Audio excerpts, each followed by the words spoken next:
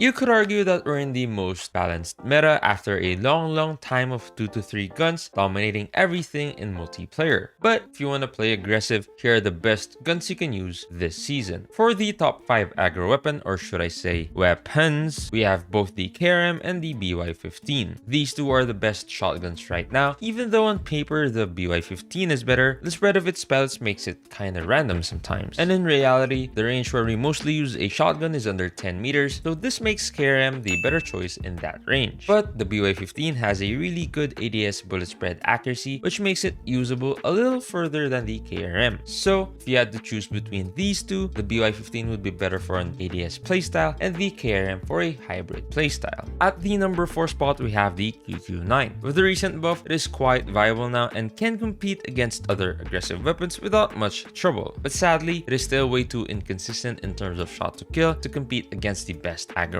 weapon. When close quarters, in its first range, the 4-shot kill is inconsistent and the 5-shot kill TDK is really slow with around 300 milliseconds when the best weapons are closer to 200 milliseconds of time to kill. Here are the gunsmith builds we use for it. At the number 3 spot, we have the MAC-10. Even after its nerf, it's still really good thanks to its very good mobility and of course a fire rate of 1200 RPM, which is the fastest in the game. But it has a short effective range with around 15 meters, and after that it is just garbage. Here are the same builds that we showed on the top 10 video. For the last two weapons, it depends purely on your preference. But here we'll put the KSP at the number 2 spot. Due to its burst mechanism, it is harder to use than the other weapons in this list, but it is clearly one of the best even after the nerf it received in the middle of the season that reduced its range and the stray speed boost of the lightweight stock, which still is an attachment that we use. Now the 1 burst kill is harder to achieve, but it is still doable. But the 1 burst range without headshots is shorter than before with around 12 meters with this build. But even if it seems bad, it is quite insane knowing how quick a KSP 1 burst is. At the number 1 spot, we have none other than the X9 Switchblade.